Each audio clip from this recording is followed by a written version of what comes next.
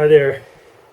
So, in this unit, we're going to be talking about jobs, job hunting, how to get a job, and once you have a job, what are some things you can do to be successful on that job and help you succeed. Now, Mr. Gryboski's personal belief is that having a job from the time that you're in high school on, a part-time job, even if you're a full-time student, is just as important as every class you're taking. The job's going to give you skills, going to give you life experience, mature you in ways that the school can't. And future employers know this. And so they love the fact that you've got lots of job experience. So down the road, it's going to help you get the higher paying jobs if you start early. So the earlier you start, the better off you are. I equate it to a ladder. The rungs on a ladder. Your very first job in life is that bottom rung. You don't care what it is. It doesn't matter if it's minimum wage. It doesn't matter if it's shoveling snow, which is less than minimum wage in some cases. You just want to get on that bottom rung to start building experience, and then every job after that, you're climbing the rungs, and it's limitless. As you get older, you're going to have loads of experience, and employers will be fighting over you. So. For example, let me give you a story. The second job I've had, let me back up for a second. When I'm telling you the employers want job experiences, when they look at your resume or look at your application, they don't look at your school. They don't care about the school. What do they say? Where's the job experience that you've had? And then they'll say something like, they'll say something like, I see you worked here at ABC Plumbing. Tell me about some of your responsibilities and some things you learned on that job. So they want to just hear what type of a worker you were. And so when we approach this unit, what I want you guys to do, you're going to be answering these interview questions, and we're going to practice interviews. I want you guys to go in with the attitude of what I call healthy thinking, which is an attitude of accountability. As opposed to, on the opposite, it's really easy to identify those people who are unaccountable. Those are the people we consider like whiners and complainers. They're the ones that always point fingers at everybody else. In fact, we have a label for them. We call them the victim thinkers. Victim thinkers. We have all met these people. We've all even done this at periods of our lives, even if we're not regularly a victim thinker. We'll complain and point fingers. Oh, it must be their fault. No. So what employers want is when they're in the interview process, they are kind of just getting to know your personality, your character. When they're asking these interview questions, they want to know, are you a victim thinker? If you are, you're done. They don't care how skilled you are, how great of an employee otherwise with the actual skills on the job skills. They don't want victim thinkers. They want people who are accountable. So if you make a mistake, you own up to it. And let's see. So going back to my experience with that.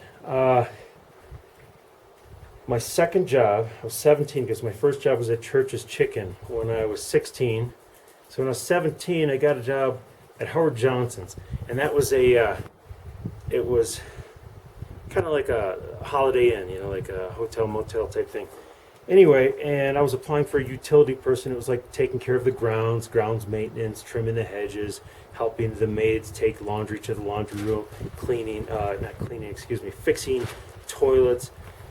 Fixing like little things that are broke out, help the maintenance man fix things, and just going around, just keeping the place looking good. And so when I was interviewing, very first thing he did, he looked at my application and it said past experience, and I had Church's Chicken because I worked there the prior summer, and which is on 8th Street. Now it's a Popeye's Chicken.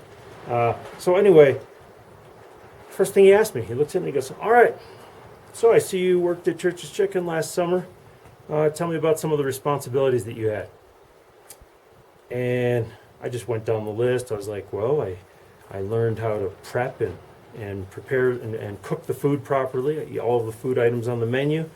I learned how to wash dishes. I had to wash dishes a lot and properly sanitize them to the code that meets the state standards. I learned how to operate the cash registers on the drive-through, the regular, and let's see, and just whatever the boss wanted, I would just do.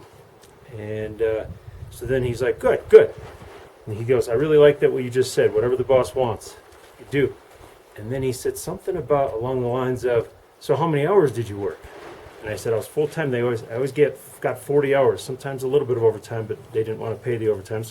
But I'd always get 40 hours a week, all summer. And he said, good. And then he said something that he asked, I forget what the question was, but something to do with about being there on time. He said something like, you have transportation, you can be here on time, be reliable. He said follow up to that. He goes, good, because I want you to work 40 hours, and can you be here? You're going to be here on time.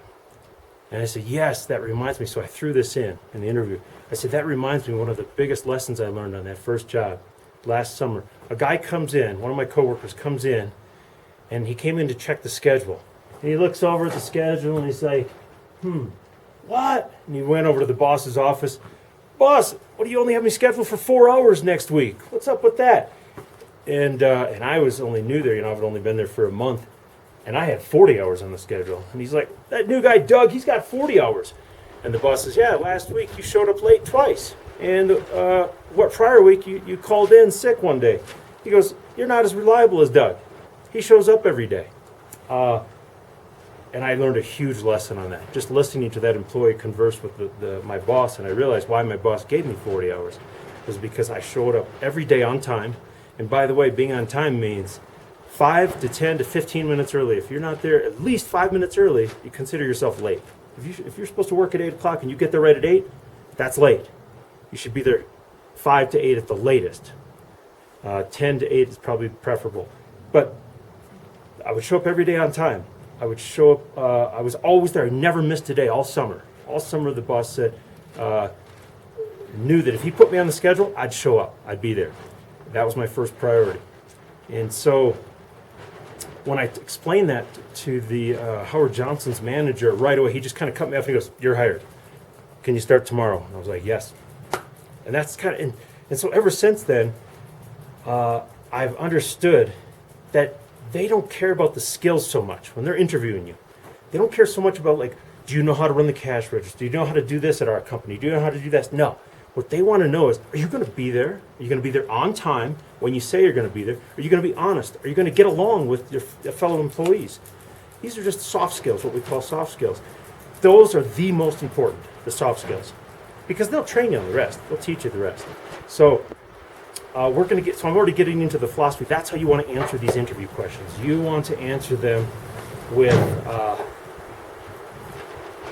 healthy thinking attitude. The attitude of, I'm not a victor. I'm here to learn, to help you guys get better. I want this company to be successful, and I'm here to help make this company successful and satisfy the customer.